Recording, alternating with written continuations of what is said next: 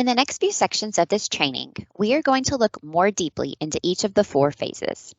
As previously shared, Phase 1 of the planning process requires the completion of only one diagnostic, the Continuous Improvement Diagnostic. You may remember that in the 22-23 plan, the executive summary will move to Phase 1 as well.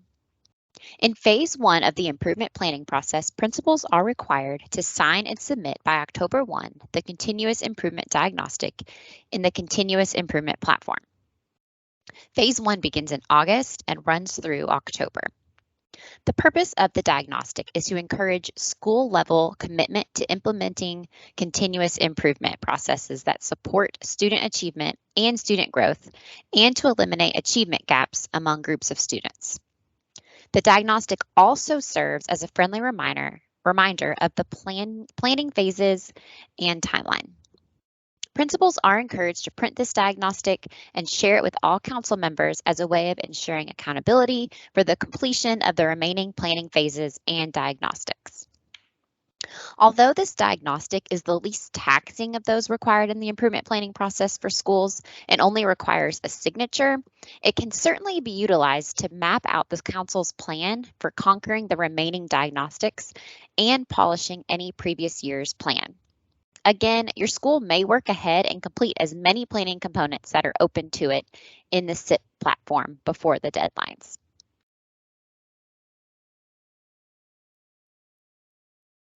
Phase 2 is dedicated to assessing need. Phase 2 begins October 1 and runs through November 1. There are 2 diagnostics that are completed during this time frame, the needs assessment and school assurances. For our purpose today, we're going to focus on the needs assessment. A screenshot of the needs assessment cover page is included on the screen. Phase 2 of the continuous improvement process involves assessing the school's current state through the completion of a needs assessment. The needs assessment asks schools to consider the following: the school's strengths and leverages, the processes used for reviewing, analyzing, and applying data, the school's current condition using precise numbers and percentages as revealed by past, current, and multiple sources of data, areas of weakness using precise numbers and percentages, data trends from the previous 2 academic years and which academic, cultural, and behavioral measures remain significant areas for improvement, and areas in which the school will focus its resources and efforts in order to produce the desired changes. After having carefully analyzed the criteria, schools should revisit their strengths and leverages to determine whether those can be tapped into in order to focus efforts on the identified needs. When you are reviewing the data that is available to you, you are encouraged to look at an assortment of data, ranging from formative to summative assessments to your universal screener, such as MAP and STAR. You also have perception data from the Impact Kentucky survey that's completed by your school's teachers each year. A school's story and progress can never fully be told through just one measure, so please use a sensible approach when identifying needs and look at more than one piece of data to assist you during this process. Pre-COVID, we had significant needs in our schools. We know this because we read your plans and grant applications, talked to you over the phone and through emails, and spent time in your buildings.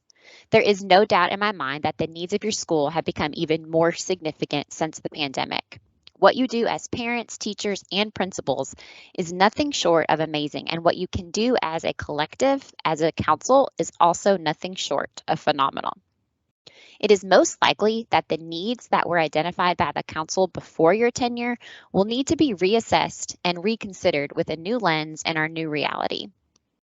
There are certainly academic needs that will need to be met through remediation, a lot of intervention, and certainly clear lines of communication to ensure that those needs are met.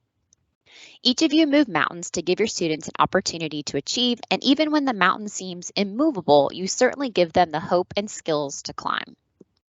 When you think about your school's needs, don't forget to include the adults as well.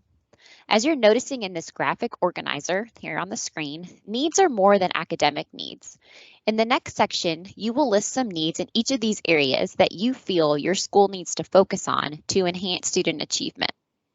Then we will learn more about the final 2 phases that make up the Comprehensive School Improvement Plan.